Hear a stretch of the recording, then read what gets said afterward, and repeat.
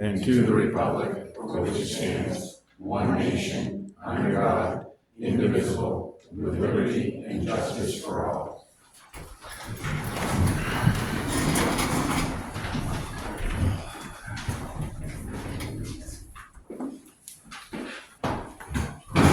Acceptance of minutes from 8/5/2024. I'll make a motion to accept. Everybody's had a chance to read it? Okay. Motion's been made and seconded to accept the minutes from August 5th, 2024. All those in favor say aye. Aye. Opposed? No.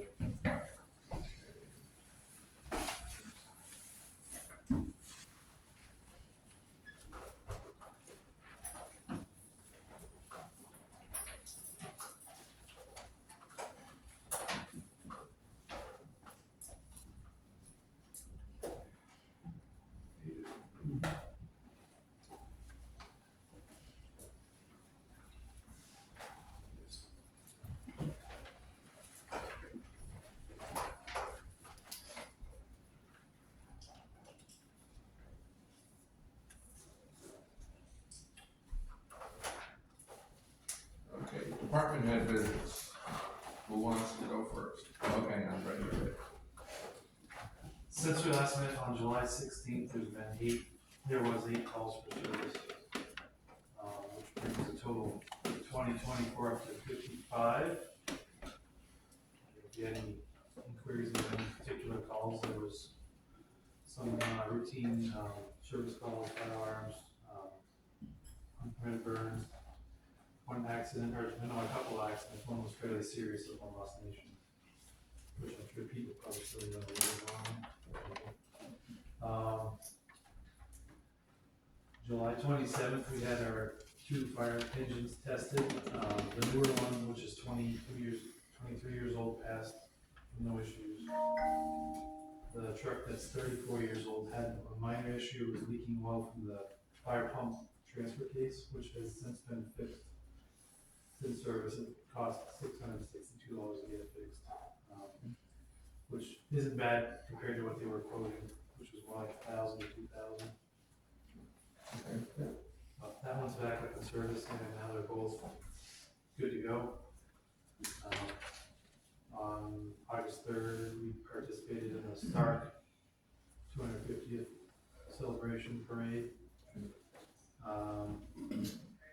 And then the trucks that are going to be going in for routine inspections, the yearly state inspections, for the next few weeks.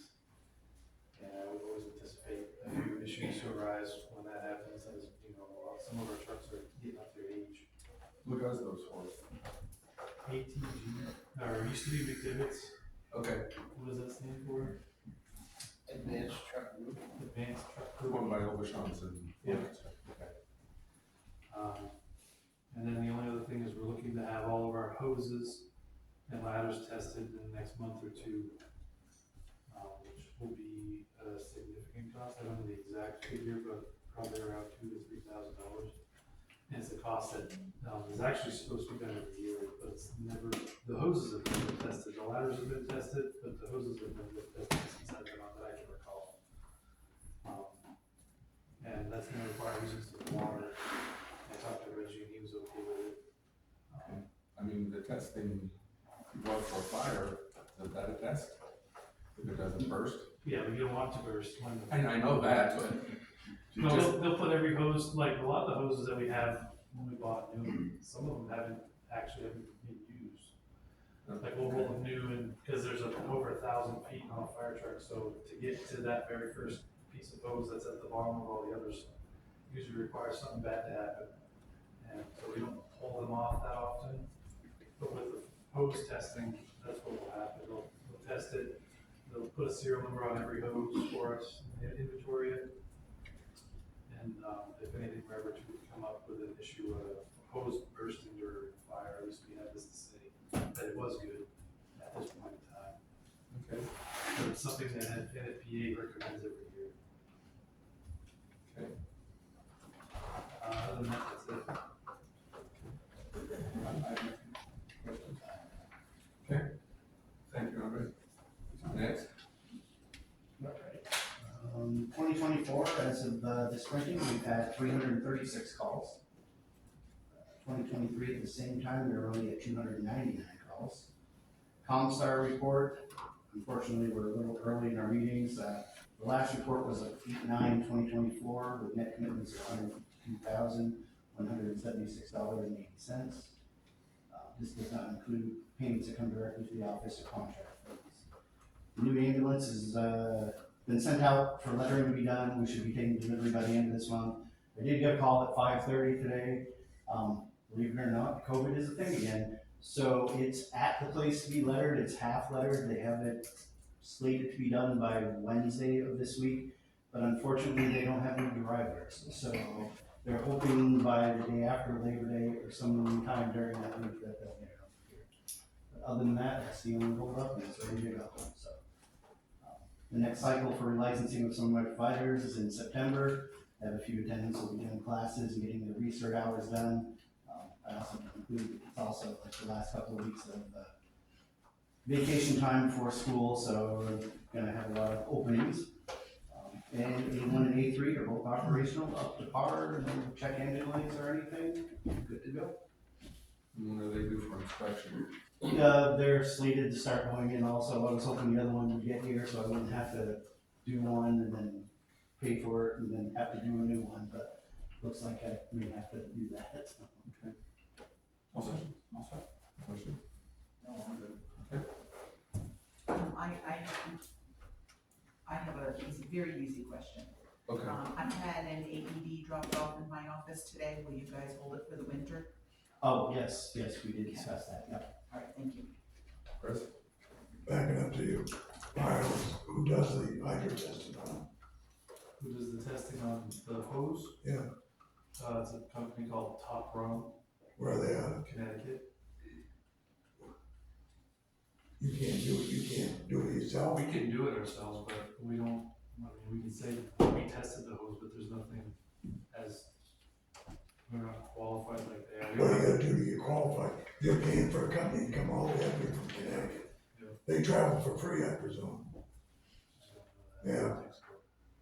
I think you should look into what it takes to get qualified for doing it yourself. And the other thing is, we are all volunteers, and if you can find the people to do it, I'm glad to have the people show up for calls, but to ask more of them, if they'd be willing to do it, I'd be willing to pursue it.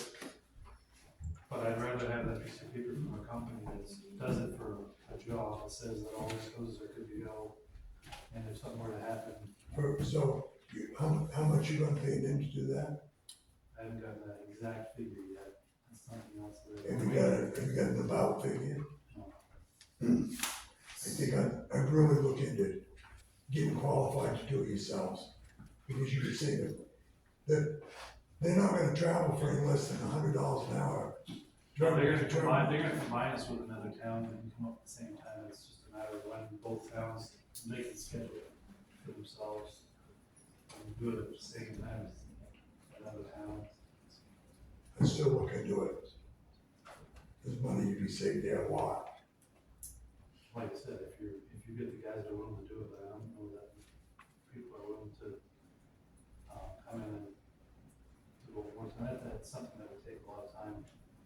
And like I said, we want the proper equipment to test it up to the pressures that are required. What's required? I guess the whole 200, 253, I don't know the exact amount for an FPA, but it's more than that be willing to put through the truck, especially a 22-year-old truck, for the amount of time that it has to do it. It's just something that we haven't been doing that we should have been for, well, since the FPA enacted, I don't know when. What's the max pressure your truck can put out? We can do 250, but I wouldn't do it for an extended period. And what, you don't know what you gotta test it? I don't know the exact period. Like I said, I can look it up to find out, but. Is that a regulatory requirement that we have this tested on some regular basis, probably? Yeah, requires us on yearly, and I don't know the FPA code, but I'm sorry, I didn't have all that stuff prepared. Can find out hopefully before the next meeting. And they've only been a part of the town since January. Eric, I just have a question. Will this testing come out of the regular fire department budget, or will this be a special appropriation? No, part of the regular budget. So the money's already been approved or Yes. appropriated that we are gonna be using for this. Okay, thank you. anybody else? Okay. Thank you, Andre. Chief, you're up. Good evening, everybody. So since we last met, the department has received 266 calls for service, 35 of those were pushed to the state police. Conducted 23 car stops, made 11 arrests with 23 charges between them. Part of those 11 arrests, 2 of those were drunk driver arrests and 1 was a drug arrest. We've attended 3 crashes and started 31 new criminal investigations. So we're also giving away, starting Friday, we're going to be giving away free backpacks to the students K to 4 in SAU 58. It's going to be going up on our social media. I'd like to think it's already up there right now, but this is a continuing effort by the health organization. This will be the second summer that we've passed out backpacks near the beginning of the school year. We're a little bit earlier this year, which is good. But basically, it's a continuing effort by the health organization, aided by the Granite Guild. Rick Archer, who's a frequent attendee here, helps us out a lot with that sort of thing. And we provide local children with backpacks to school or bike helmets and other safety items. Interested parents can pick up a pack at the police station starting Friday, August 23rd during business hours. And then we received a nice certificate and card from the Impact Academy. So this is something that Chief Gibson also participated in. It's a program that's helping high school kids who have particular interests in particular areas get internships with agencies that just kind of gives them a little bit of experience, rather than having somebody plan on, this is what I'm going to do, and then they find out this is not what they wanted to do. I can tell you that from experience. So what they do is they get to spend some time with their target agency. Some people spend some time with EMS, some people spend some time with us, and just to see what the job is like. So we got that certificate of appreciation from them, which is really nice. And that's about it, other than I got a question for the board. The 2015 Cruiser, dead once again. So if I can probably put another battery into it, but it'll be the 4th one for this year. I'd like to just go ahead and sell that. It's been doing nothing but costing us money. Is that the one that the new cruiser replaced? Yeah, essentially, yeah. We needed one that ran, so we got the new one. So this is the oldest car. So 2015. It's 9 years old. It's done what it can, I think.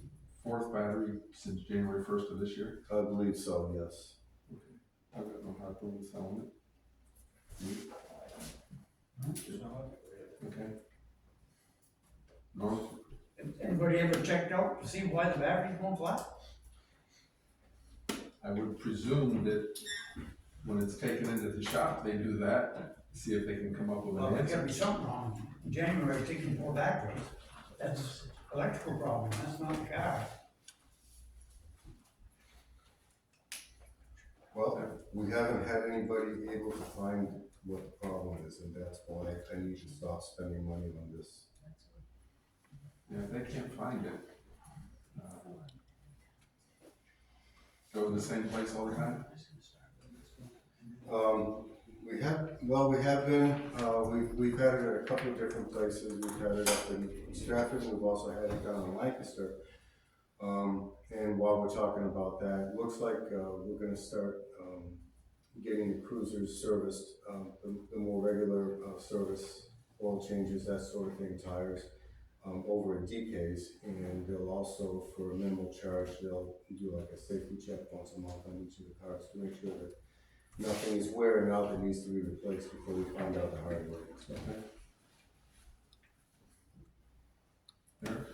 How you doing? I just got a couple of questions. Those backpacks, are those being paid for a grant, or is that coming out of the police department budget? That was actually generous donation from, thank you for asking, from Ocean State last year.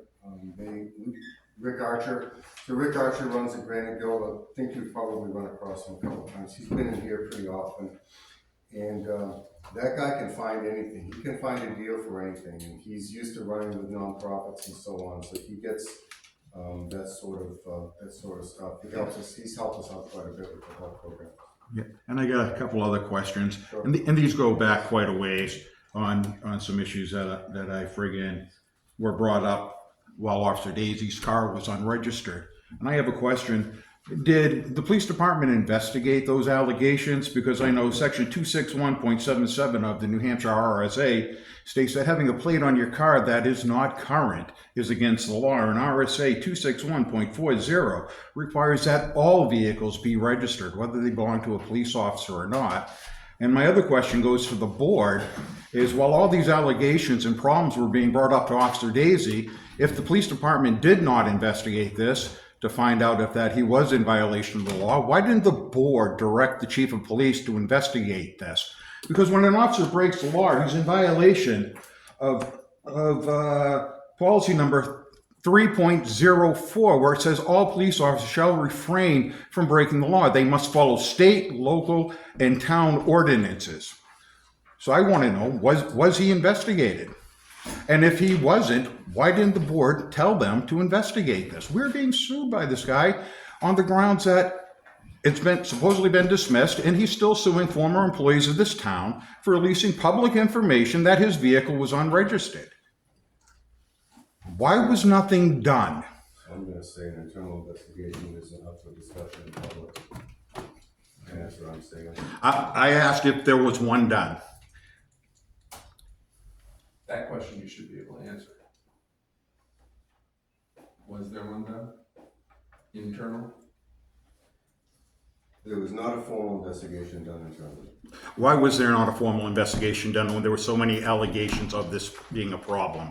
And if the investigation found that he was in violation, well, I know officers have discretion and they can choose not to prosecute. Why wasn't he found guilty of a policy violation? And in fact,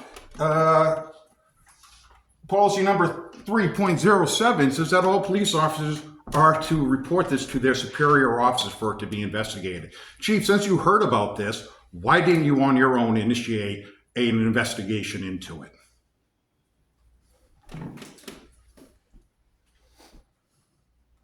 I didn't.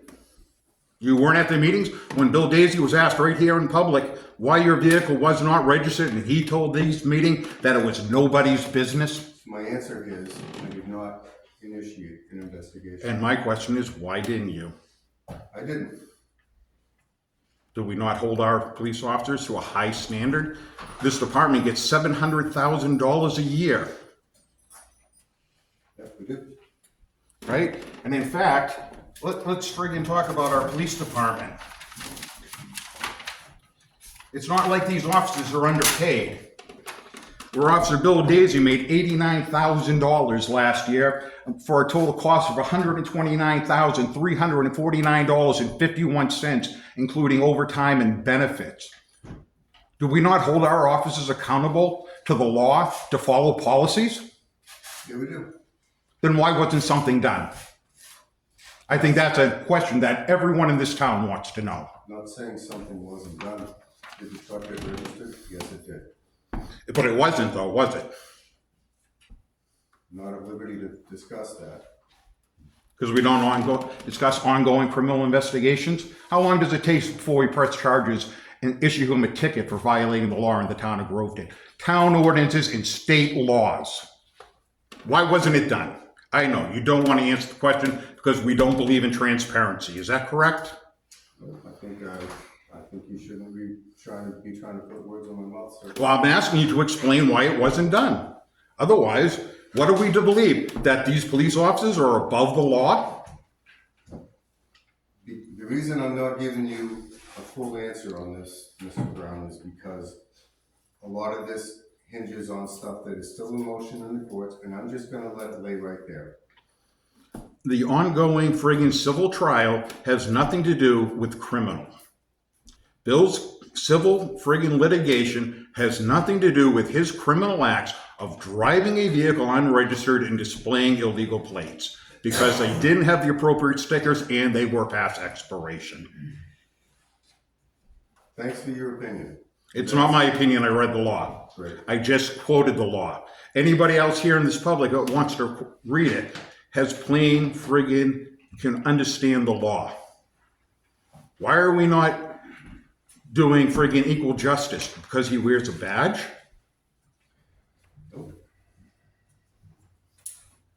Does it take a formal friggin' written complaint to you to investigate policy violations? Because if it does, here's my formal complaint against Officer Bill Daisy of driving a friggin' car unregistered and friggin' with displaying friggin' plates that are expired. That is a formal complaint given to you, and I now expect it to be investigated. And I want the results of your investigation because as a complainant of that investigation, I am entitled to the results. That is a formal complaint on video given to you in a public meeting. You can write it down and you can get back to me after your investigation's done. You'll need to put your formal complaint in writing. I do not need to put my formal complaint in writing. A verbal complaint is just as good. I guess we disagree on that. I guess we will, and when I take the town to court and bring you to court over it, we'll disagree about that too in court, right? I guess we will. I guess we will. He is right. Formal complaint can be verbal or can be written. There you go. Friggin' held up by a friggin' selectman. Why do you refuse to take my formal complaint in friggin' verbal form at this public meeting on tape? Well, if I'm directed by the board to take a verbal complaint that's on video, then I'll take that. If that's where we're gonna go, then that's fine. This is the first I hear that complaints, everywhere I've ever worked, including here, it's always been in writing. So if somebody is unable to read or write, then you won't take their complaint because they're giving it to you friggin' verbally? Is that what you're telling this board and these people of this town, that if somebody is unable to read or write, that you will not accept their complaint? If somebody has a reading or writing disability, they can certainly be assisted in that process. And that would be a verbal complaint given to you and then written down, right? Can I finish? Do you mind? Go ahead. You asked me a question, I'm trying to answer. So this is how it goes. You ask me a question, I answer. I'm sorry. Okay? Go ahead, answer it. Okay, great. So under the Americans with Disabilities Act, we would have to help somebody who has a disability such that they can't read or write or form their own written complaint. Okay? So that's what we would do. We would accommodate because that's required. And do I have to disclose that I'm not able to read or write, or somebody else needs to be able to disclose that to you before you take their verbal complaint? We were here about 30 seconds ago and I just told the board if they want me to take it verbally. Right, but then before you said you never did it, so now I'm asking, Yeah, never does done. somebody have to disclose that they can't read or write to you in order to take a verbal complaint? Eric, it has been town policy that any complaint coming into the town will be written. In your case here, you did it on camera at a public meeting. That makes it different, as far as I'm concerned. So yes, as far as I'm concerned, Chief, you will take that as the same as a written complaint. Thank you, Jim, I do appreciate that. Anybody else just walking into the town office and saying, I have a complaint against a pothole in my street, whatever. That needs to be put down in writing and put their name on it so that we know that they are at least a resident complaining about service in town. That's all and that's been the town policy for, Since 2010, October 1st of 2010. okay. I knew it came about sometime when I was on the board. And I just want to make one quick statement so that everybody here and who hears this tape knows that I am not anti-police, I'm anti-bad policing.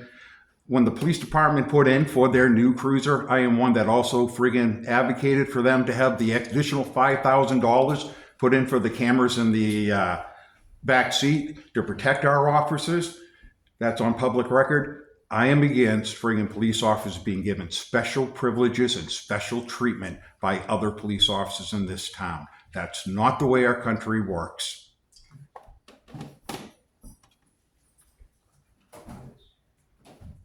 Anybody else? Okay. Next. Tammy, you're up. So we are actually bumping a building permit up out of the application area because the new homeowner wanted to be here to discuss it. So Okay. instead of making the people sit for the entire meeting, we were generous and moved it up a little. Come in now, hide the corner. Is that the first one that's up here? It should be, map Yeah, 104 it's- lot 6. Okay. It is, it's in. Okay. Becky, it's, map and lot 104-006-00-00. Okay, go ahead, sir. Hello, Hello. I am Patrick Carr. I mean, I know who you guys are. I don't know if you know me or try to forget me or. I know. My wife Molly and I just purchased the wonderful, beautiful home on 6 Central Ave. It's a little bit neglected. In any event, our intentions with that home are to try to make an affordable home for somebody to be able to buy. It's just it's the first time we've done this, to buy and sell a home to flip, and we're not experts at it. We're not in it to make a ton of money. We're in it to hopefully put a little money in our pocket so that in the future we can survive a little better. And give someone some affordable housing, because housing market prices are through the roof, and we don't wanna build something unattainable in the town of Brookton, but we do want to make something that's nicer than what is currently there, because So it's above. just looking for a little bit of clarity on the building permit. The lady's been awesome in the office. We came in one day and asked a ton of questions. They answered everything, and a bunch of stuff's been taken care of. But just a little clarity on the building permit. We had applied for the building permit, and there's different levels of building permits. I guess if you're gonna make more money on it, more than $50,000 than the assessed value, that it costs more. I'm not sure what comes with that, if there's more, a new assessment. Not make more than 50,000. Or If you're going to increase the If it- value of it by 50,000. Thanks, worded like that, yeah, that's what I mean, and thanks for clarifying Okay. that. But when it gets down to it, what we're gonna do, we were told that, we basically just needed the original permit, the $100 permit, and that, to list every possible thing that we could possibly do, so that nothing gets left behind and we don't have to reapply. So with that said, we went through and we picked apart this house like you wouldn't believe, to make it a Oh, I believe perfect. it. I You'll saw see it. some lights, Okay. fires on there, that's, I'm sorry. I mean, so we went through, so it is very likely, we haven't had, I think you fellows, somebody let us have the ability to tear down the garage, which is a great start. And I appreciate that. So that's one thing that I'm sure will probably, I don't know, if it increases or decreases when you take a functional building out, I'm assuming decreases. But with that said, our intentions are to do, step by step what we need to do. So we're probably, if we can get away with fixing the broken things, which doesn't really change much, I don't think fixing broken things changes the assessment at all. Is that correct? If you have a tub that has to be replaced, and you put a new tub in, that doesn't change the value. That probably doesn't change it much if you have an old roof and you replace it, that does. Right, I get that. Same thing with windows, if you do carpets and stuff like that, yeah, okay. Those type things do, as far as I know. Yeah. Bring it back. Okay, the only thing is the permit expires March 31st? He's aware of that. Okay, you're aware of that, so if you're not done by April 1st, you just gotta call the town or stop in and say, hey, I'd like to extend it for Which is great. 1 year. Because we will not be done by then, it's guaranteed, we're both teachers. Before April 1st. Yes, we'll get prior to, so. Yeah, all right. So yeah, I guess what the thing is we, it's very likely that we put as little as possible in the house by making a very good qualified home that's inspectable, that somebody will be able to afford to buy. And so the likeliness that we get, this increased value of, $50,000 more than the 90. So if somebody was to come to us and buy this house for $140,501, I'd be glad to cut you guys a check for the extra $150 after that. We can put that on record. But I just didn't think I just want to make sure we're in the right line, because we don't plan on doing everything on that list, and I hope to do a minimum amount, really. I don't want to do everything, so I just want to lay it out there. That was just. And also, we're here to answer questions, if there's anything on there that's confusing, please. the list basically gives you the option to do all of those things, whether you decide to do them or not, that's completely up to you. Okay. When you are done, just let us know so that the assessors can do whatever they've gotta do from pickup. Sure. Al? Hi, I'm the building inspector. Hello. And, Hello, nice to meet you. I brought it up that, and I think you're doing a wise thing by using the shotgun approach to cover everything you could possibly do. But, one of the things you put on there was build a new garage. It's a possibility. And, well, I understand. And so, what I'm saying is that if that's on there, the 50,000 threshold will be reached. Okay? If you take that off, and then down the road, you decide that you wanna put a garage on there, you're not gonna get a garage it's not gonna change the assessment by 50 grand. So, you would then pay the $100 and the $250 for the garage. So if you paid the $250 now, it would cover everything, including the garage, for basically the next year and a half, roughly. Would give you that opportunity.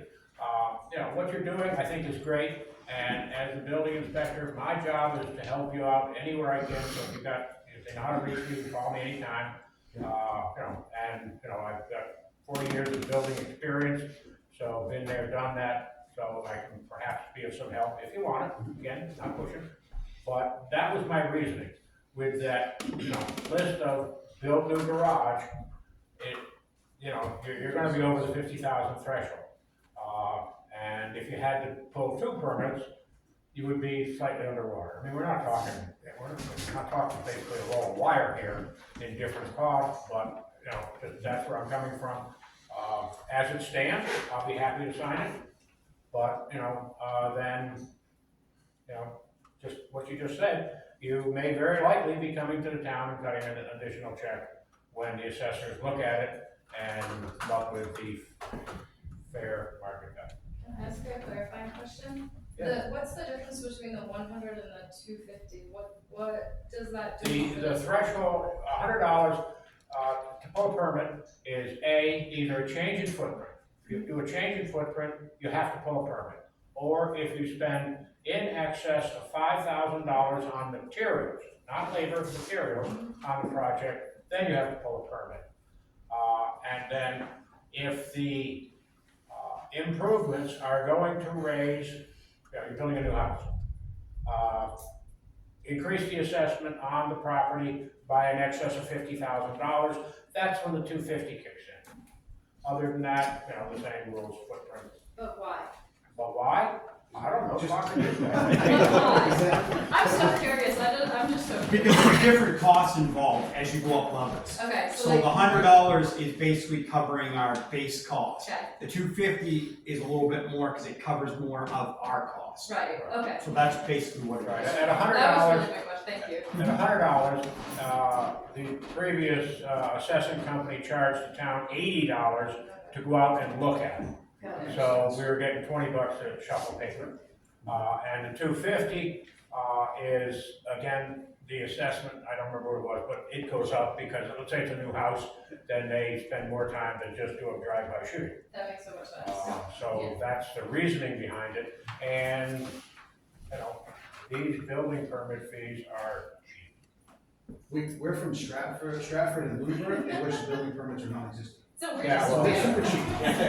just so curious. You go below the notches and. Oh, I understand. Thank you. We It's try not not here. to, we So, try yeah. not to. We're putting up a wall. Okay, thank you. So anyway, that's the reasoning that I know of. Yeah, just one of the things about the garage, we have no idea whether we can put a garage in. The only way I would do another garage is if I can actually go in and turn, because we're a shared driveway. Right. So I'm trying to get past the stacking of cars. I just have no problem signing the permit as it is.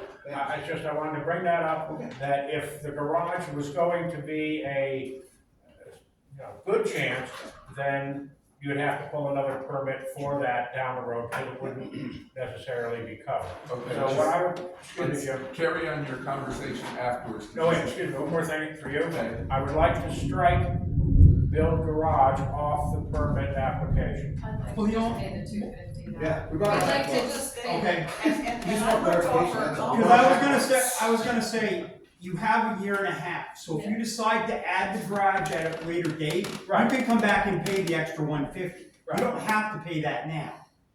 Yeah, You you can can keep do that. it in the right? permit, and then if you decide to add it on later, you can just come in and pay Yeah, the extra we'll work with $150 you on within that. that. Okay. which It's is not my necessary, fault. I'll adjust it. Thank you. That's good. Great, so we'll go with that, thank you. All right. Eric? I know that the building permit ain't on, but Al's here, but so if it's not an acceptable question at this point, just let me know. Okay. But Al, is some of that additional costs because you have to go do a framing inspection, maybe a plumbing inspection and stuff like that? No, that's not to do with it, it's all with the assessors. Okay, thank you. Because when the assessors are just doing a, drive-by, it's $80.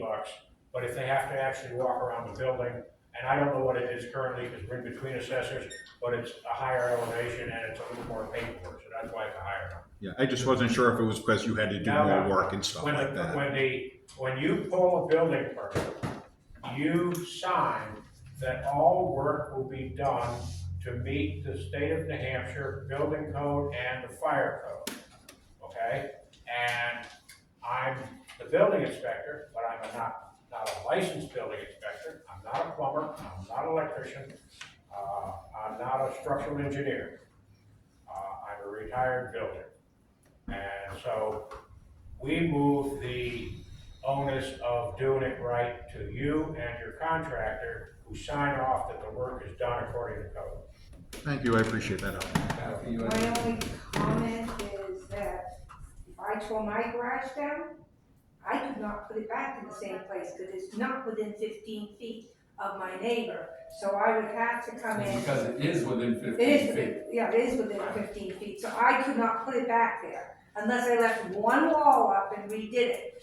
So I have no idea if that's the way yours is, but if it is, you'd have to go before the. They have to go through zoning Yes. Yeah. Yes. to get a variance. So just so you know that already, Yeah, we'll leave it at that.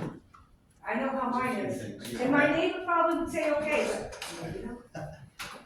Thank you, that would be a nice step. And there's also the zoning board meets a different time and all those questions. Zoning board meets when it's needed. So we'll just talk to the lady from the town. And we did put on the bottom of the thing, you will be back in to pay the $150 if you decide to put the garage in. Fabulous, thank you. I'll make a motion to sign the building permit. Motion's been made and seconded, and Al, you gotta sign this one too. All those in favor say aye. Aye. Opposed? Alrighty.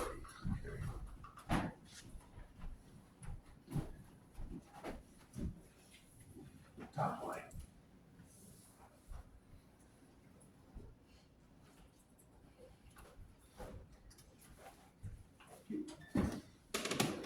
Thank you both.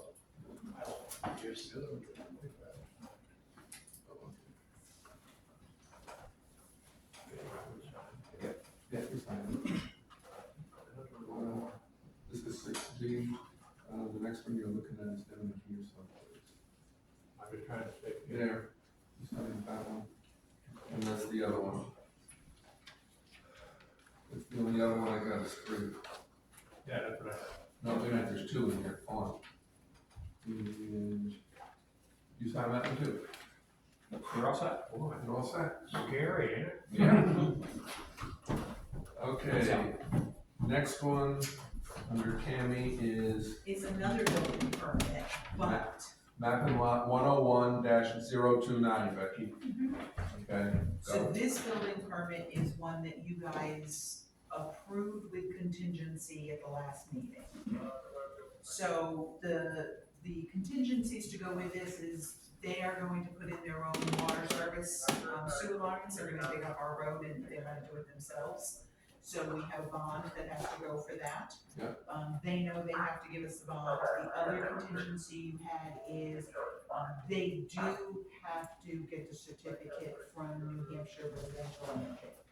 So what they'd like to know is if you're willing to do in steps their building permit. So can they give us a bond so that they can lay the pad, do the driveway work, and put in the water and sewer service lines while waiting for the state of New Hampshire to give them the certificate number. They'll put the prefab building up after they get that number. I've got no hard feeling with that. Seems reasonable. I'll just make that condition of the permit. Yeah. Okay with that. Do they have the bond already? We do not, so I'm still going to say please do not sign it until we get the bond. We would bond in hand before they can begin any work, other than, Yes. if they've, got any gravel in there right now, but any digging of our roads, no, the bond comes first. Yes.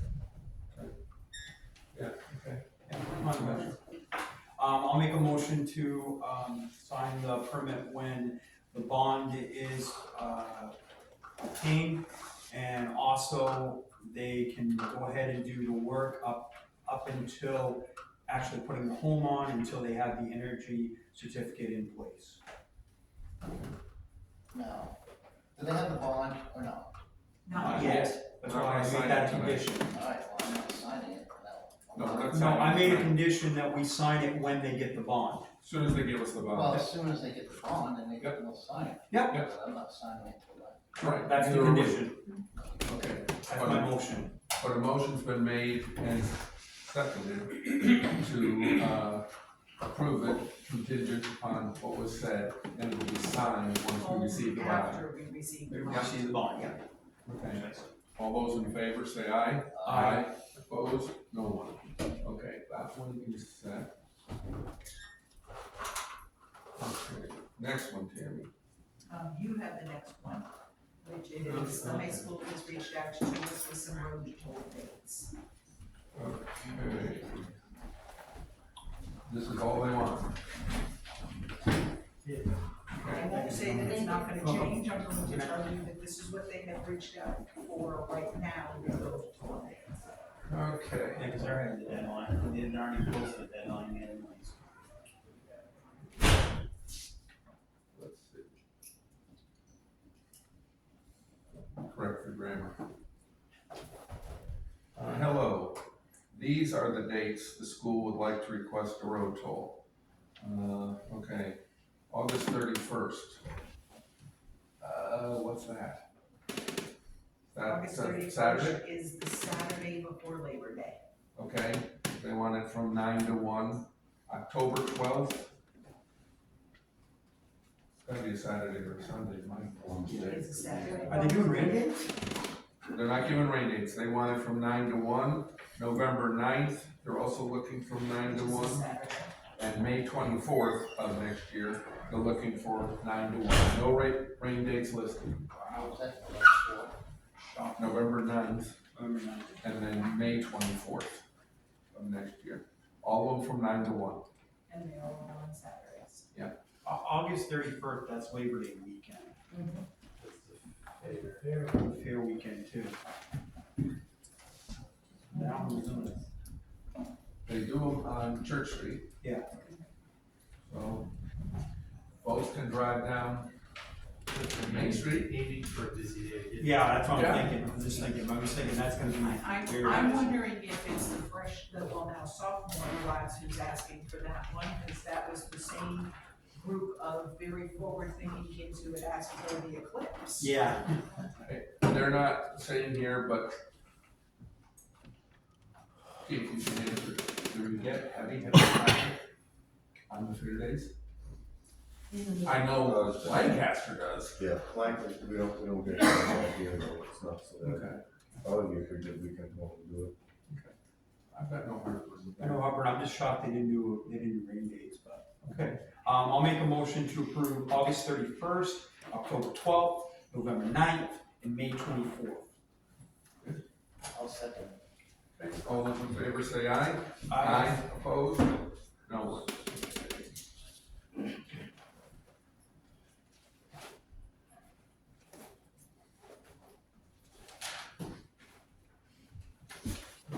You'll see the ground. All right, so the next one, I don't know that you have a paper on it. Yeah, it says I do. All right. But I don't know that there's names on it, because I don't have the names to put on it. We'll be doing the names this week, and then, just get a motion to go in and sign it when we're available. So you guys talked a while ago about starting the energy committee. And Jim has started that. He has a few people that he's had on the committee with him, so before they actually do much else, we need to appoint the members. Okay. And as you said, there are no names on there, so That'll be right here, Jim. What? What are the names? Sean Durkin, Al Rivero, and Dave Ozier currently.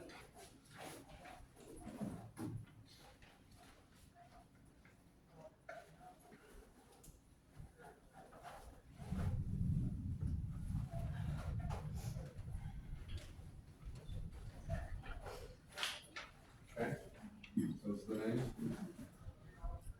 Okay. Take a motion.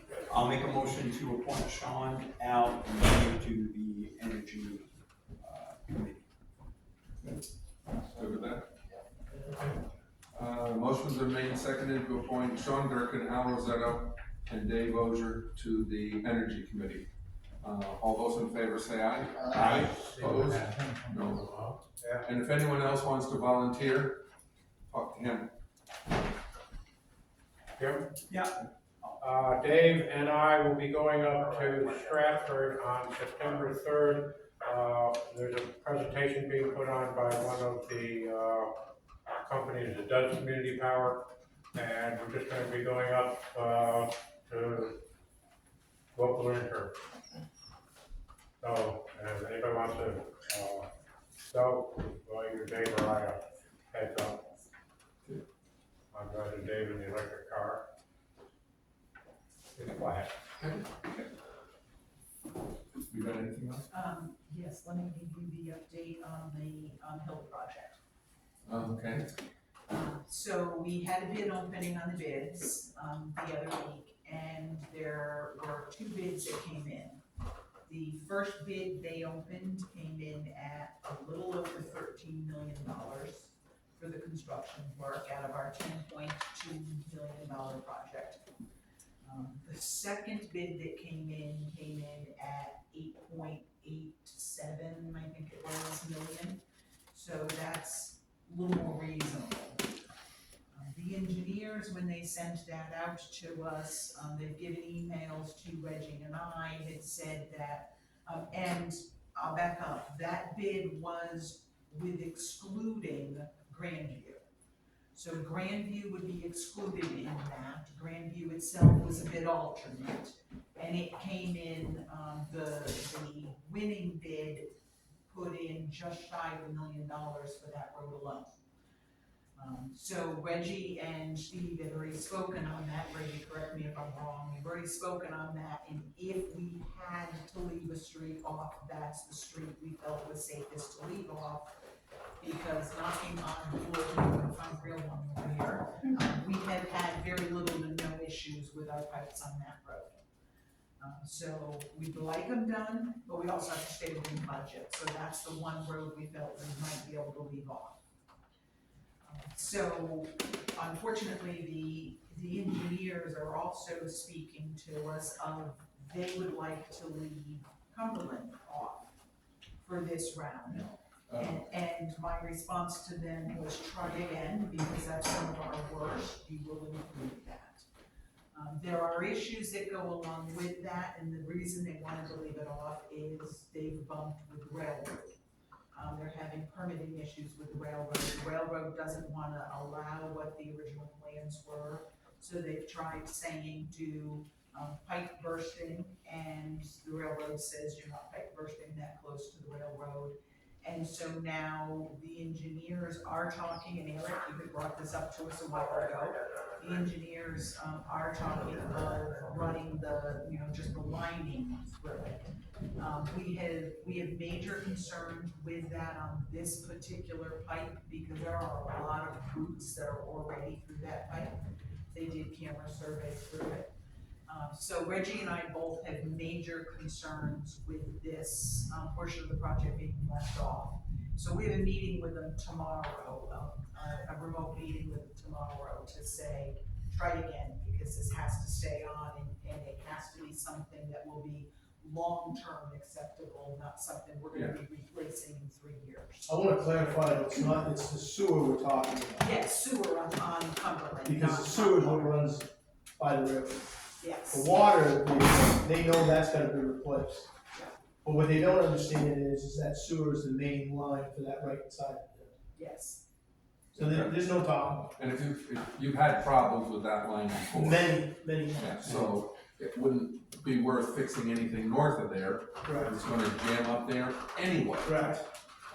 No, that's gotta be in there, and that's the engineer's fault, And big time. yeah, what's Reggie and I have major concerns with that because, we, That USDA and DES have all been pushing for quite a while that the railroad permits needed to be done, and gone after much earlier.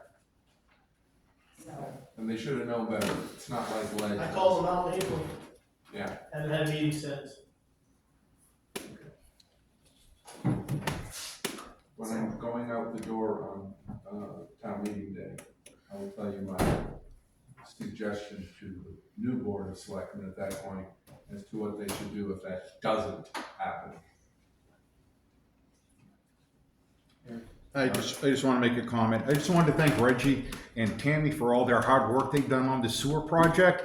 I know Reggie has worked really hard on getting a cast iron line pipes put in instead of plastic to help us avoid problems in the future. And I don't know if a lot of townspeople realize how much work Reggie has actually put into this sewer project. So I'd just like to make a public thank you to Reggie and for Tammy for both working on this project. It's the world we live in. They wanna make it cheaper so the engineers, you know. Yeah. It's the way the world is now. But thank you. Chris? Since they're, right now, it looks like you're gonna leave off Grandview Drive. When you get all done with this, I presume, I hate to use that word, but it's better than assume. I presume that they're gonna resurface the roads. Does that include Grandview Drive? No. Because there's some potholes up there that keep bringing axle in. doubtful. When they leave it off, they're gonna, my presumption, so you and I are gonna be on the same page here, and I can verify this in tomorrow's meeting. My presumption is they're gonna leave it off completely, absolutely nothing on it will be touched. Which means that the town will have to add, if it is left off, the town will have to add Grandview to our list to repay. Yeah, if they don't break ground, they don't pay for paving. Okay, but that's gonna be in, what, 26, 27? When it'll be It'll done? have to be when the project is done, so that if they're up there with any Next year. vehicles, they're not damaging our any So paper. suggestion to you guys is going to be to, the 100,000 if it goes into the, capital reserve fund, that be held aside to repay that one, because that street's literally falling apart into small chunks. Is there any possibility, and I would say this to the advantage of the plow crew, to fill in those coal patch, those holes before it frees up? Bring that up to, Yeah, it's on writing it Glad. down. yeah, see about that. Yeah, 'cause it wouldn't Unfortunately, do- I don't drive as many of the streets on the hills, so I don't realize as they deteriorate. I drive them once in a while, but that's it. yeah, it wouldn't be good to pave it now, then be digging up the ends anyway, Well, because no, that'd make no, a mess. But at a minimum, we should be able to do the cold patch on it. Yeah. And that is a temporary, very temporary fix, They do it between raindrops. which has been a major issue. I will say we are scheduled for patients to come in with a hot box, because we do have some areas up on, that we're gonna have some paving done. So we are looking into that already. Okay. Glenn and I talked about it last week. Again, I have one more question, and I don't know if this is appropriate at this time because we're in with the fire department and the police and the ambulance service. Tammy, I noticed that work was done on the sidewalks, and you were saying that ground needed to be broken at for a certain date to ensure the funds for the sidewalk repairs. Was the work that was done? No, you're confusing my two projects. We have to spend money on the hill by a certain date, or we lose about $1 million in grant money. The TAP project, we cannot break ground until, I believe it's now pushed out to 2026, Yeah. which the town has zero control over that date. That date is 100% in DOT's hands, not Okay. ours. And then just a follow-up question. So the work that was done on the sidewalks to put in the, For what we did on Church Street? yes, with the, Blacktop. and the other mains by the high school and Oh, stuff. that was done by the So state.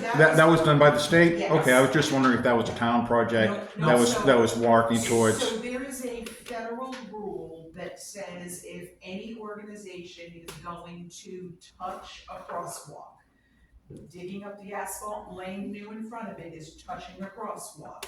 You shall bring that crosswalk up to ADA compliance. So because they put this layer of skim coat down, they touched it, they have to bring it up to compliance. Our project engineer at the state and I kept going round and round on this, and I'm saying, you're wasting your money, you're digging it up again in 2 years. They have no choice, they must meet federal guidelines. Okay, so that was paid for by the state and not That's by the paid for town? by the state. Okay, thank you very much for the clarification. They do know, and so again, this is not us, this is not falling on our project money. Some of those may move with our project, so even though they've moved them, they might move again, and the state knows that. All right, thank you for the update, I appreciate it. Nobody else? Anything else, Andy? Okay. Applications, permits, and warrants. We've got another building permit, or two. We've got two more. Okay. This first one is map and lot 240-019. Sean Swallow. Let's see, 16-foot addition off back of garage for cold storage. Once this is built, we will be getting rid of 2 storage containers. Fee's been paid, Al has signed it.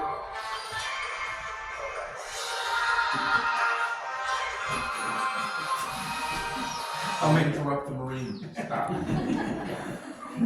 Hey, Wrong outfit, pardon about that one, sorry about that. wrong outfit. Yeah, I'll make a motion to approve. yes. No, So, they do have down there, which is what the little post-it is, they do have down there that it is in a commercial zone. That is not a commercial zone, that is, residential low-density zone. They have a waiver to put in a commercial business within that zone, but it does not change our zoning. Okay. Our zoning is still. Yeah, they could get there. Yes. Make a motion to approve. Okay. Okay, motions are made, seconded to approve and sign this one. All those in favor say aye. Aye. Opposed? No one.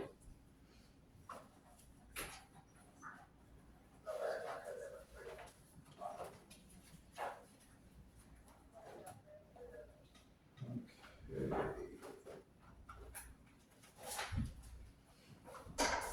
Next one is map and lot 107-127-00-00. Jeremy and Shane, I guess. Warren? Okay. Shane? Okay. It's on, Rich Street. Tearing off existing porch to build new porch. Okay. Fee's been paid, Al has signed it. I'll make a motion to approve.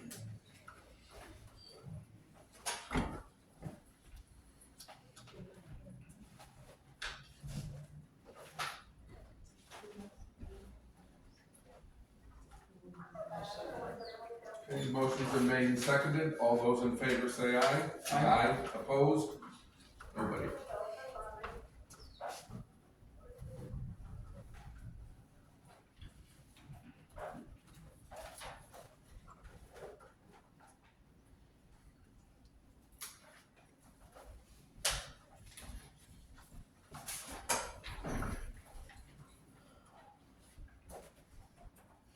Transfer station. Non-residents, we've got 2. First one is Stephen Tate, 30 Main Street, Groveton. It is a renewal. Second one is Vincent, Portavaro. And we'll do that separate. Okay, first one's a renewal. Fee's been paid. Motion to approve. Okay, motion's been made and seconded to approve it. All those in favor say aye. Aye. Opposed? No one. Okay.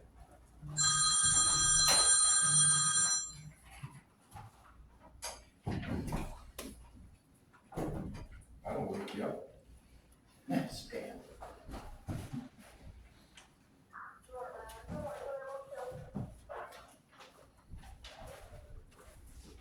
Okay, and the other one, Vincent Quartararo, 66 Longview Drive. This is a new one. Fee's been paid. Make a motion to approve. Okay, motion's been made and seconded to approve. All those in favor say aye. Aye. Opposed? No one.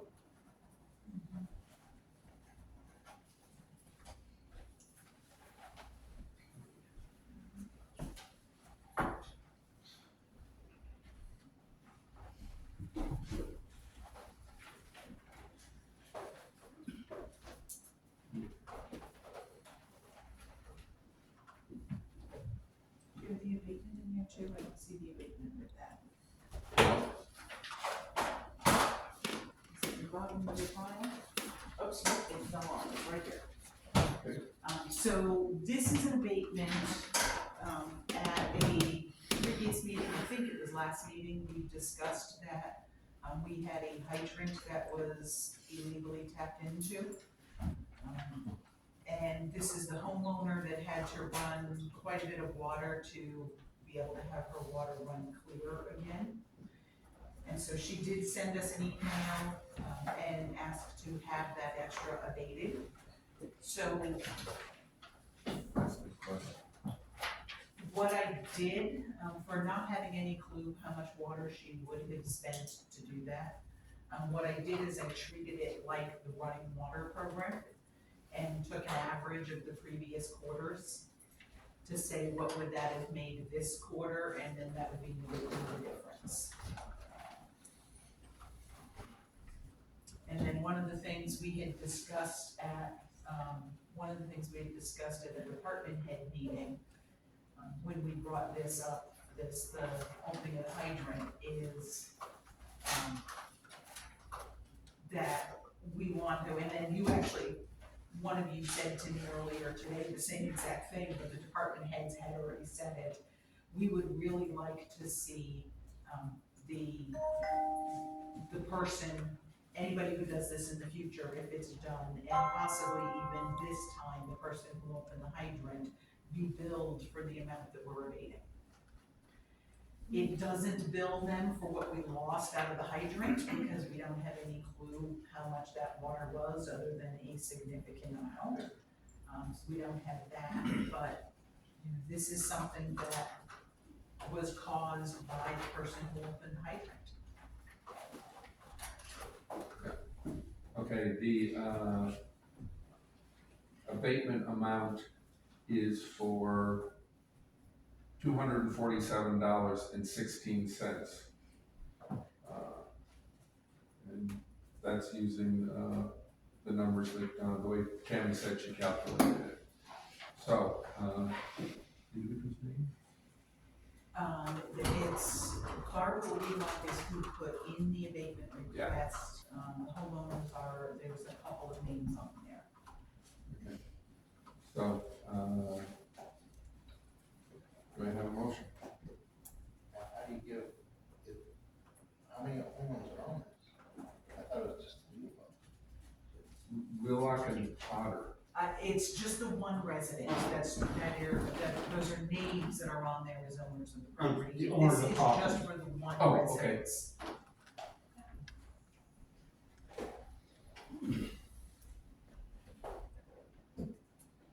It doesn't open the gate for other folks to just say, hey, my water was cloudy, so I had to run it for, So 10,000, 20,000 gallons to go through.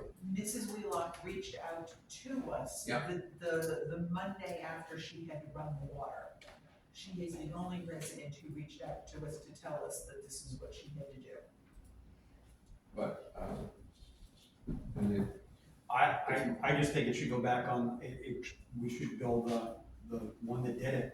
I mean, that's cheap for. I agree to that too, but the problem we've got right now is I do not know, without talking to, Sean, if we legally can, since I don't believe we have an ordinance or it's not written into our, water, policies. That may have to get put into there first before we can do that to anyone subsequent. Seems how Sean will charge us what we would bill this person for. I recommend we not talk with Sean, who is our town attorney, if anybody was on. Call NHMA. Yeah, I was gonna say, But I can call NHMA, who are the free attorneys. yeah, to see what they have to say. Well, the billing part we can put on hold, the abatement part is a separate question. Yeah, that's a separate question. I'll make a motion to approve the request, and that if we can bill the original person that did it, then, they should be billed. That's my motion.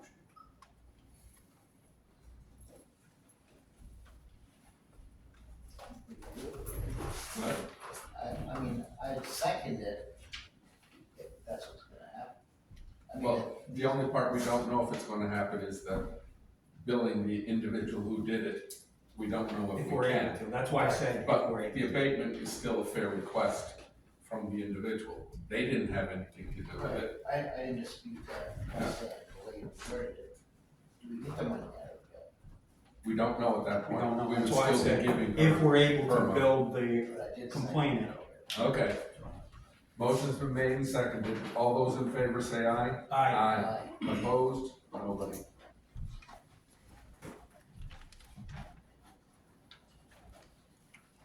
Can you do NHMA this week? Please, thank you. So is that amount over what she normally pays?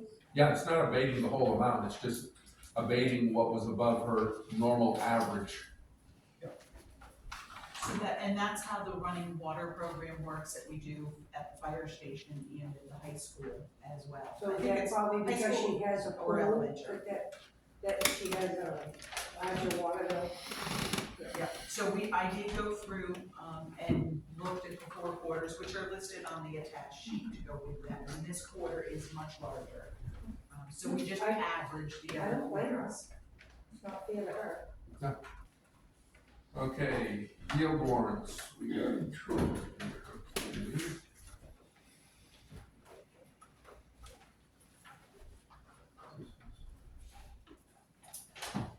So those are individual worksheets in the front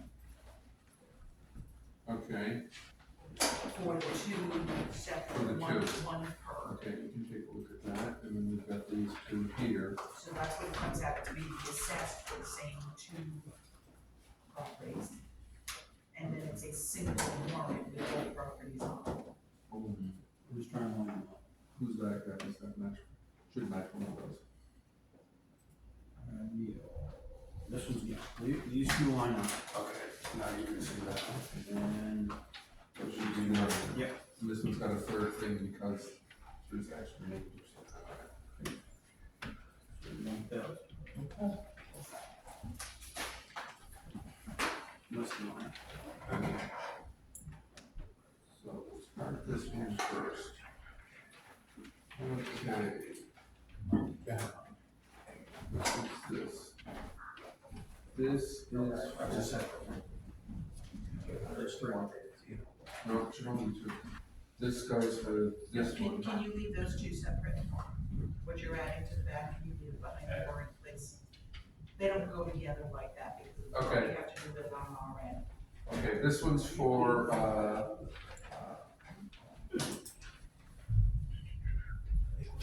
I guess it's So we're for Albert Clucci Jr. So now we're doing 2 separate ones?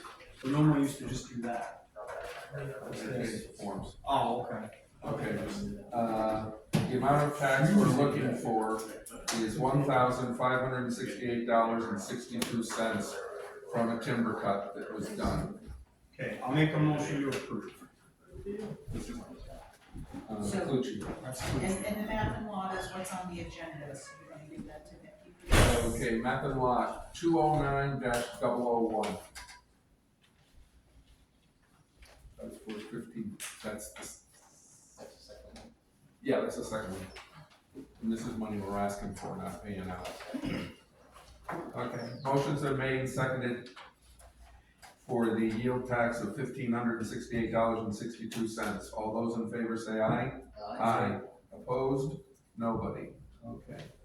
Find out where to sign on that. We'll put them back Where together. the little green postie points to. You can in here. Then you gotta do, This one. And then we'll be doing that one in just a minute.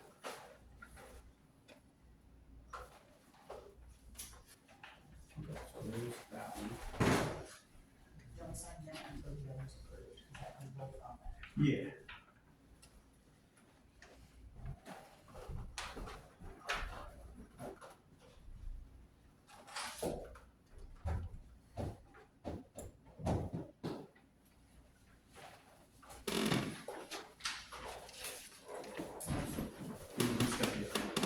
Yeah. This is the whole shebang. You gotta approve that one first.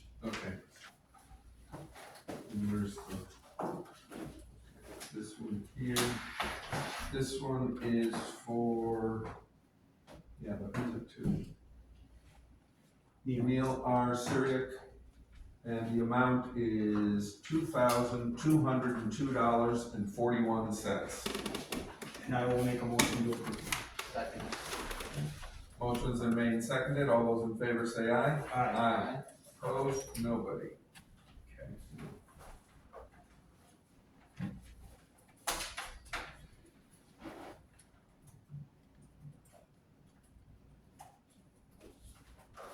And then this one here, this right here. Yep.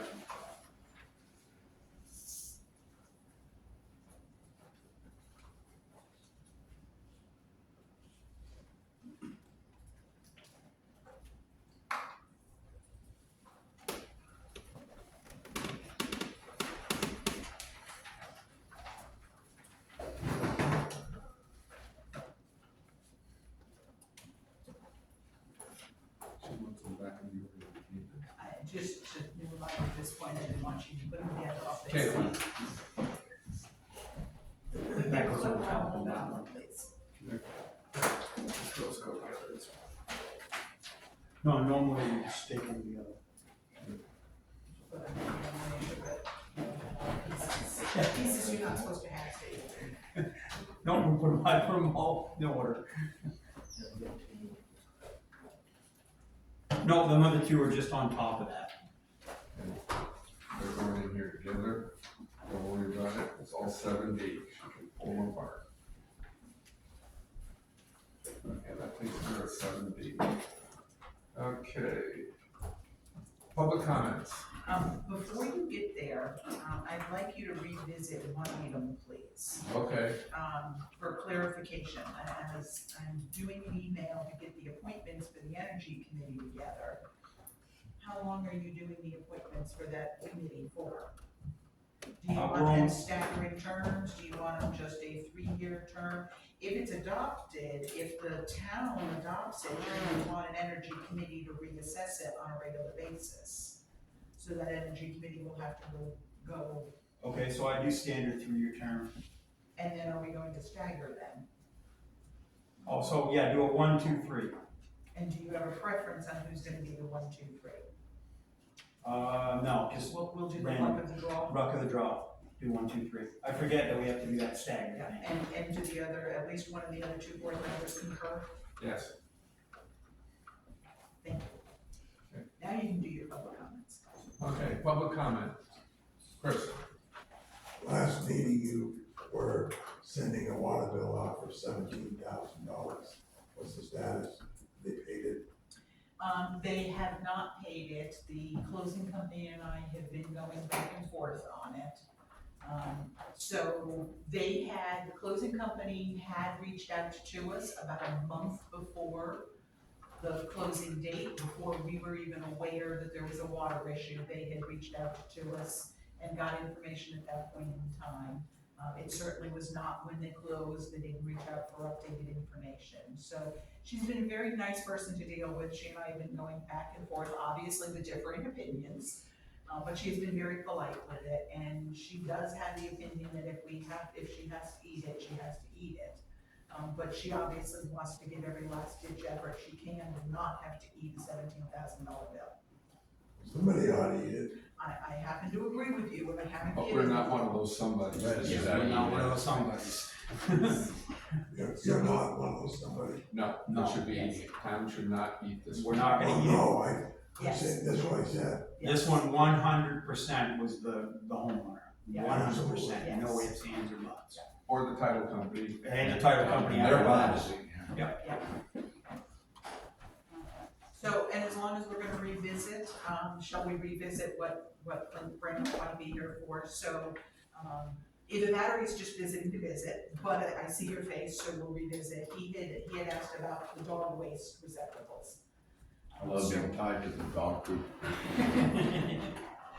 So Oh, they make them, I did reach out to, all of the managers that belong to the New Hampshire Managers Association. And I had one town that got back to me, which was the town of Conway. Town of Conway said, oh, it was a terrific idea. We put those receptacles out, we kept them out on and off for 4 years, we took them down, it was the worst mistake we had ever made. So what they found with an issue is, that people were misusing them, which you have spoken of. They use them as garbage cans. They have the same issues of items that freeze in them. So they ended up taking them away, period, and just continuing to tell homeowners that it's your dog, it's their waste, you must continue to pick it up. So that is, and they're the only town that got back to me on it. Sometimes you can have 20 answers at least, sometimes you're lucky to get one, depends on your question. Of course, we don't know that the other towns are loving their dog poop bag dispensers. We do not know if they do or they don't. Exactly. Yes. So, you know, again, just from my opinion, we pick up trash, it's 20 yards away from this particular receptacle every Friday. And I can't for the life of me understand why you can't just go over and take the bag out, go away and replace it. Just so you know, taking the bags out of them is not just to take a bag out. I looked at it myself, I understand, It can I be did, interesting. I checked it out. But as a dog who, I walk twice a day, or having a dog that I walk twice a day, and he's a pretty good sized dog, and so I use those poop bags all the time. I properly dispose of them, and if I'm out there, I take them with me back to my house and dispose of them, but it's just such a minor thing, and again, I can't believe it's more than 2 minutes of discussion about, yeah, we'll just pick up the trash. I understand what you're saying, Jim, but I mean, really, So, the other trash cans have to be difficult on occasion to dump too. Yeah. so I wondered it, and I think I brought this up to you when I saw you at National Night Out. I wondered if there was a way we could just take the bags and have them next to the town trash can and not have to deal with such a small container, but have the dog waste bags near our regular size trash cans, which are lined with a much stronger liner than what is in the receptacles. How many of those, doggy stations do we have? 3. We had 4. The one up for high school kept getting got damaged, and then it got damaged again, so we pulled it out. So we've got 3, are they all relatively close to, town garbage cans? One is down, well, one right now is right beside the garbage can. The other one is across the street, and then the other one has no nearby garbage cans. Now, the one by the bridge, there's a garbage can. Yeah, I had that one moved up because of everybody would go to batches, get food, come back, put it in the garbage, in the doggy thing. So I had that one moved up to eliminate that, and the last time it was pretty good, there was just a beer can in there, that was it.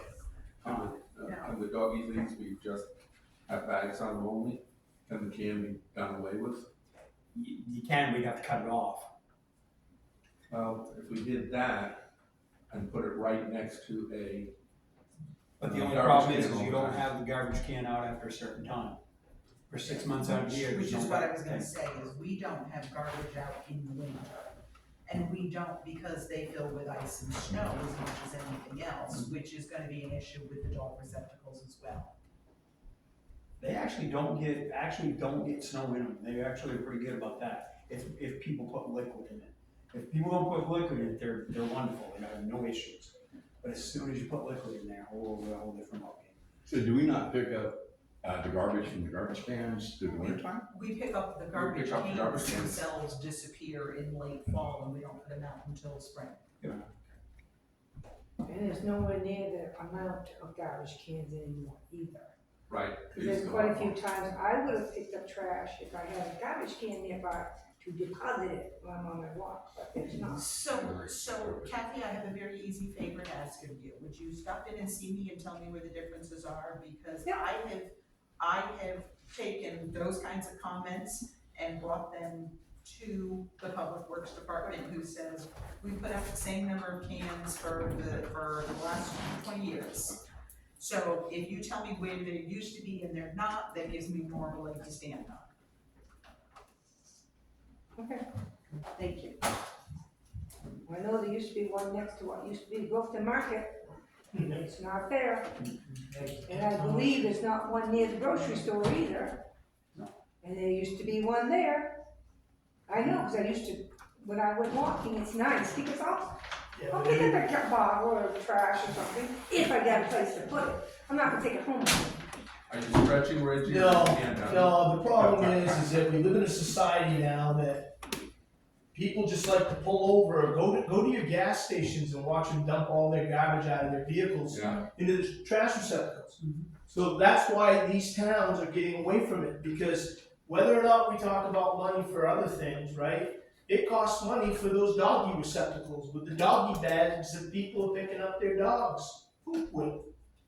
So it's budgets, and then it's also overflowing because the one by the market, that would get cleaned out and within 4 hours it was full because everybody was taking their trash down from the laundry. Yep. So it's really too bad because I like to see trash back, I like to see them out there because if they're not there, then you're really relying on people, but now we're putting it on to the people, you bring in, you take out. And there's enforcement for that. You got more. It's called littering. You know, all of that. This is about- Well, they do now. This was back when Well, you the gotta catch him Yeah. first. service. Good luck. There's a certain group that's were over there. That's not the garbage. Ashtrays, all that. Would you guys remember that dog receptacles are not ours to do anything with? We don't own them, so we can't remove the can from them. Where are they? They're owned by beautification. So Tammy, in your defense, that's why there's probably less trash. Okay. We did have a lot out at one time. Thank you, Reggie. Anybody else? Kathy? Oh, you don't love me. Okay, there was talk last time about the bridge. And apparently people do not realize, and maybe they need to be told, we can't just strip off that paint and stuff. Our best bet would be to try to get some kind of a grant, like Stark did, and get it rebuilt. The difference, Cannot just do that. there is one difference, so one thing I wanna make clear. The difference between us and Stark is our bridge has lead, Stark's didn't. Now, I have a thing with that. Has anybody tested Yes. that? Yes. Yes. It has been tested, it's been tested a while ago, it was done a long time ago. The only thing that we can do is to totally tent the bridge, or take 2 cranes and lift it right off its axis, put it over in the parking lot, and do the work to it. Or you- So it's not a thing we can just And do. as far as No. the grant that Stark got, Mhm. that program is done. Of course it is. And Stark, I believe, was the And- last bridge. And also the difference between Stark and us is Stark's is being used. Ours Still is a roadway. not. So that's Oh, where they yes. get the difference. Your So, next Let me expound on that, which might offset some of the questions. Go ahead. So we continue to do research on it for grants.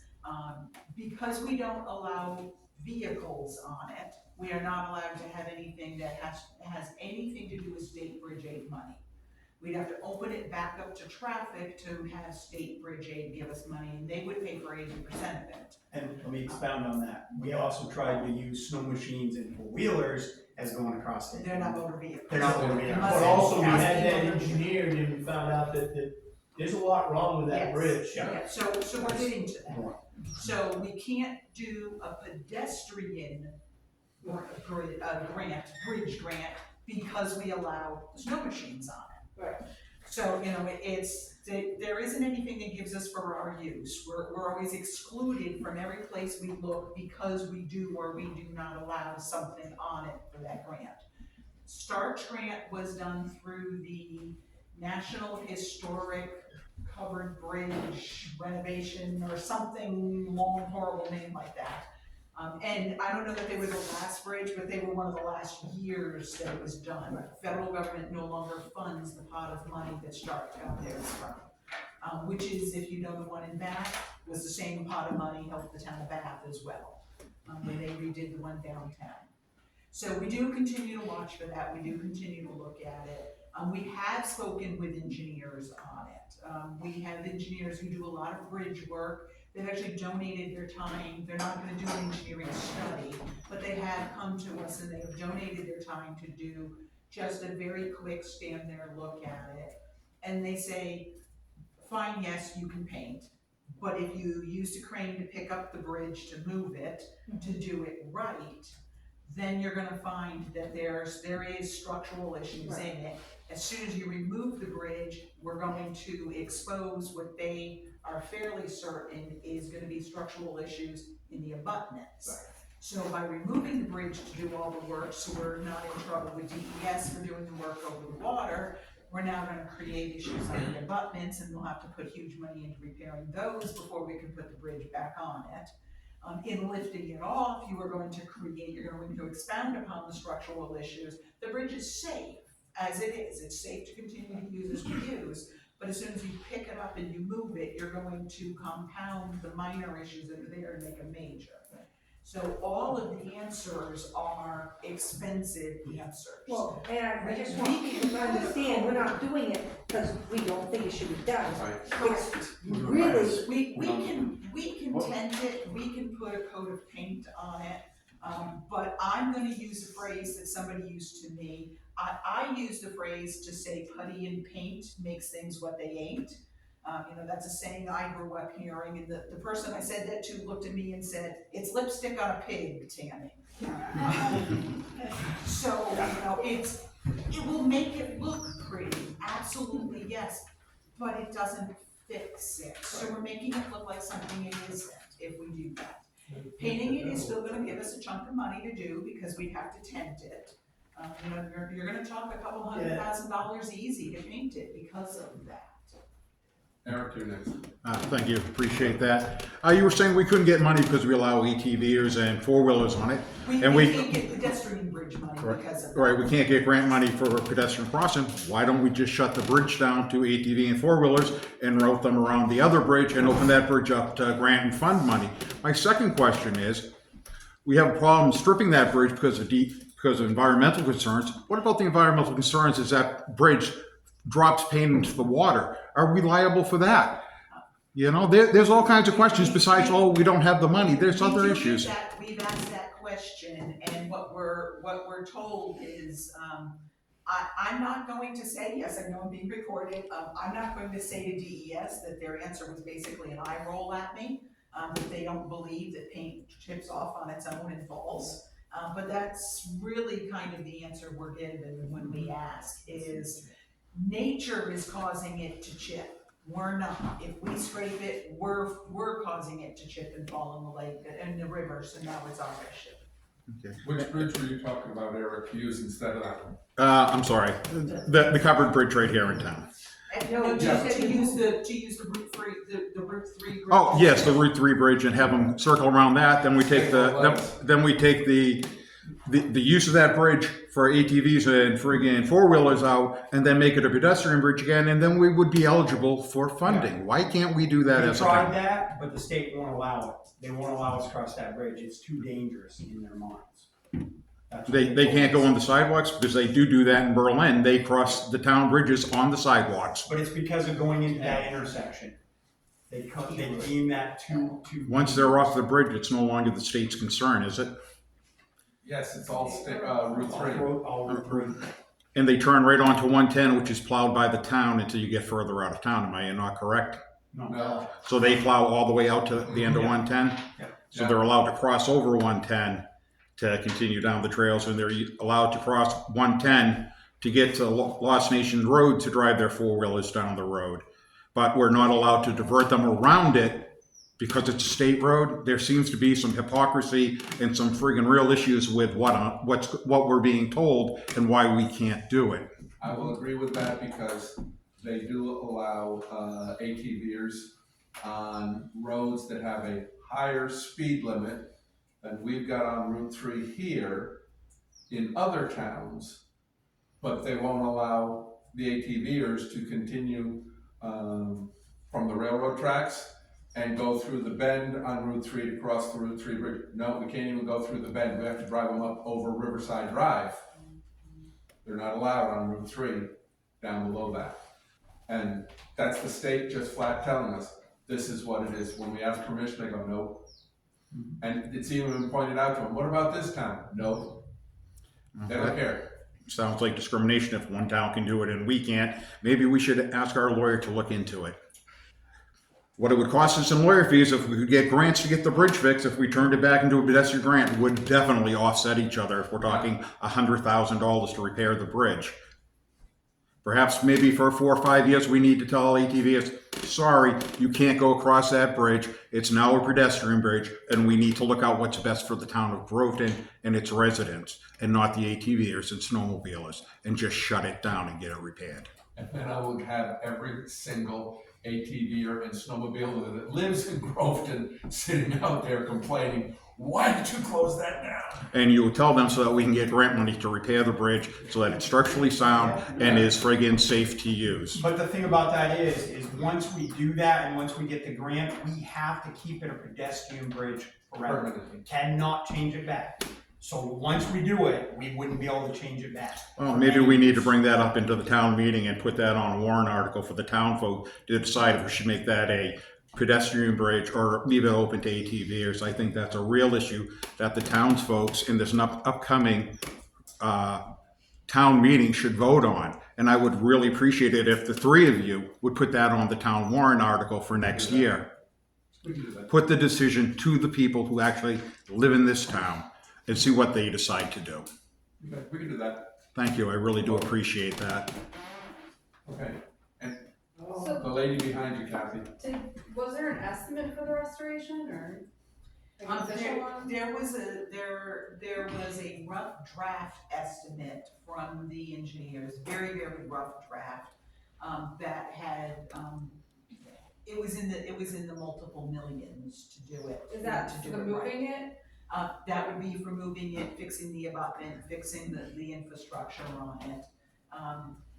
The last time we got tented, to do the tenting, because you gotta do the vacuuming and all that stuff, that was pretty close to $1 million as well. And that wouldn't be moving it, it would just be tenting. No, that would be what That would just tenting, be tenting, yeah. but it's tented, but you gotta do, all the hazmat, you have to do all that through everything. If you did that, I would pull those boards off, because right now, if you tented just under where those boards are, which is 90% of the bridge, other than your structural. Yeah, it's lip stick, but I can guarantee you right now, if you went and did that, had a walkway, because I've seen it done, you pull all your boards off and put up composite boards. Then you never have to worry about it again. If it's not a historical bridge, you could do that. And then it's maintenance free forever after that. It'd be nice white composite, and it's done. Yeah, see, we're eligible now for historic bridge. And you can do that right now. I mean, I don't wanna say it, but I could have that done probably in a month. Seriously. Yeah, but right now the bridge is eligible to be. Right, so like I said, I don't know Designated where we historic. are on that, but 90% of that bridge right now, what people complain about everything else is look at those boards. Well, get rid of that. Those boards, I wouldn't scrape that crap and put more paint on it, no way. Get rid of it. I certainly wouldn't scrape it, but I just paint over the damn thing. I mean, you're driving by, it doesn't have to look good from 10 feet away, but everybody that drives by, if they think like I thought when I first came by, and as I think every time I drive by, man, what a dump. What a beautiful bridge that is, but the only thing you're thinking is, what a dump. And then you drive through growth and nothing's happening. It's, you know, that is just a microcosm. And we did look into just painting over it and leaving it there. Yeah. But it's same thing, if one flake goes in there and somebody reports us. No flake's gonna go in there. I'll handle it. Yeah. I won't charge anything to the city. Yeah, I agree with you, but I was throwing composite boards, I'd be done with it. And Kathy's, Done with it. Okay, I got a couple more things, Go sorry. ahead. Now, Andre went over to Maple Street, Maple, whatever. Yeah, And said that they are just a guest. How long can they be a guest there? I thought you guys said that only relatives, close relatives of his, could live there. That, as far as I know, unless he's married her or adopted her, he isn't a relative of hers. So why is she allowed to stay there? She doesn't have to be a tenant. So on this subject, Kathy has spoken with me on this subject, and we have an attorney at NHMA who gave us that answer when we condemned the building, and then when the homeowner wanted to come back. He had told us that immediate family could, basically, immediate family can live in whatever condition they so wish to choose. what about guests? That I've sent an email back to that attorney to say, what about guests? I have not heard from him yet. The thing is, it's not safe. That is the issue with the free attorney, is they can be able to say, Bug him again. I will bug him again. Okay. Because if it was safe, I wouldn't care. I don't care what he does. But it's not safe. That's what was determined. Yeah. And my last one, this is an easy one. Okay. All right, who does the pumpkin carving over there by the bridge? Is it the fire department? Beautification for the fire department. Okay, I have a whole bunch of pumpkin carving equipment that was donated to me, and if you come to the library, I'll give it to you for absolutely nothing. But I've been trying to get a hold of you, and I left a message on your phone, I'll grab unless it. your home phone isn't I'll- working anymore. Because I don't know your cell phone. Kathy, I'll come by and grab it. Yeah, So because if it you was, give it to the beautification committee, then they organize the event, we just provide the space. well, just whoever wants it, it was donated, and hey, you don't have to pay for it. I'll come grab it. Okay, that's all. Okay. Anybody else on public comment? Yes. So I'm just following up on our last visit here to see where we're at. It's been 318 days. Do we have any answers? We actually had you on the interview last week with the presumption, and here I'm gonna use that word again, with the presumption that you would be here, but I do have the paperwork with you if you would like to stay afterwards, please. Okay, thank you. Anybody else?